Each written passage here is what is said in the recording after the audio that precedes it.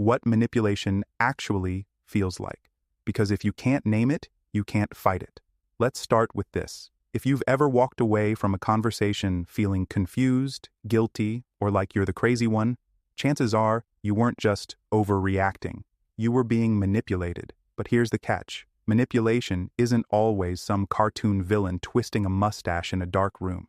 It's subtle, it's emotional, it's strategic, and if you don't know what it feels like, you'll keep falling for it, blaming yourself, and wondering why you feel like shit around certain people. So let's define it clearly. What is manipulation, really? Manipulation is control disguised as care. It's when someone tries to influence your emotions, decisions, or behavior, without your informed consent, usually to serve their needs, not yours. It's not direct, it's not honest, it's psychological warfare with a smile. Instead of saying, I want you to do this, they say things like, wow, I guess you just don't care, or I didn't say that, you're being too sensitive, or worse, silence, cold, calculated, tension-loaded silence. That's the playbook. And it works, not because you're weak, but because you're wired for connection. Let's break it down with examples. You say no to something reasonable. They act hurt, disappointed, maybe even cry. Now you feel bad. You give in, not because you changed your mind, but because you felt guilty. That's manipulation. You bring up something that bothered you. They deny it ever happened. You start questioning your memory, your emotions, your sanity. That's not you being dramatic. That's gaslighting, another flavor of manipulation. You express a boundary. They go silent for hours, days. No response, no closure, just tension. And suddenly, you feel the urge to fix it. That's emotional control through withdrawal. Now, here's the important nuance. Not every conflict is manipulation. Sometimes people just suck at communication. Sometimes they shut down because they're overwhelmed, not calculating. So how do you know the difference? Ask yourself 3 key questions. 1. Was there an agenda behind their emotional reaction? Did their behavior pressure you into doing something you didn't actually want to do? 2. Did you feel more confused than clear after the interaction? Genuine connection brings clarity. Manipulation creates fog. 3. Was your no respected or punished? If saying no leads to guilt, distance, or emotional punishment, you're not in a conversation, you're in a power game. So, what do you do with this awareness? First, name it clearly. You don't need to call them out yet, but you do need to tell yourself the truth.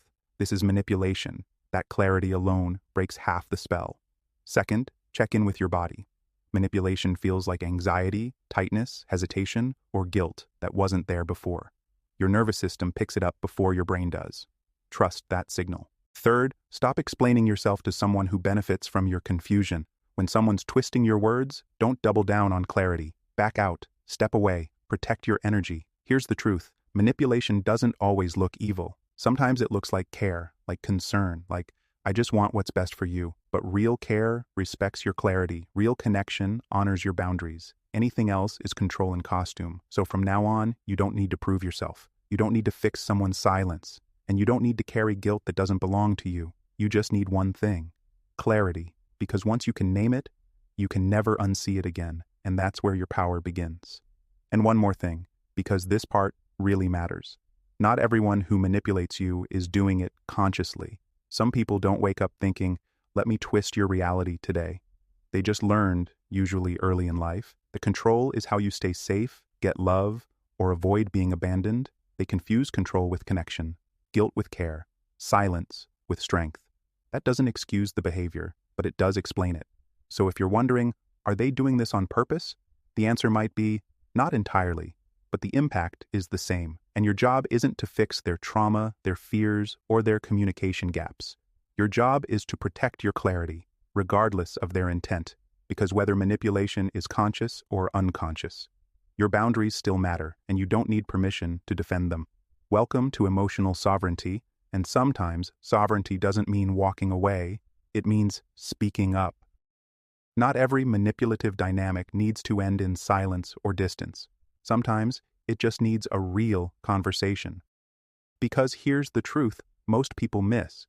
If the other person isn't aware of what they're doing, they can't change it unless someone names it. That someone might have to be you. And no, I'm not saying you need to play therapist, but I am saying this. If you value the relationship, whether it's a partner, a parent, or a close friend, You owe it to yourself to at least try clarity before you walk away. You can say, "Hey, I want to share something that's been bothering me. When I say no or set a boundary, I notice you pull back or make me feel guilty. I don't think you're trying to hurt me, but it does affect me. Can we talk about that?" Then watch how they respond, because the difference between manipulation and immaturity isn't just in the behavior, it's in what they do after you bring it into the light. If they shut down, deflect, or attack, you've got your answer.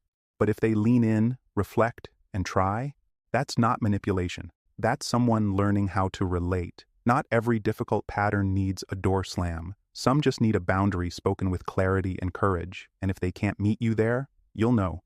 And this time, you won't doubt yourself because you're not afraid of discomfort anymore. You're not afraid of truth, and you're definitely not afraid to protect your peace. That's what emotional maturity looks like. That's what leadership feels like internally, and that's what it means to own your power.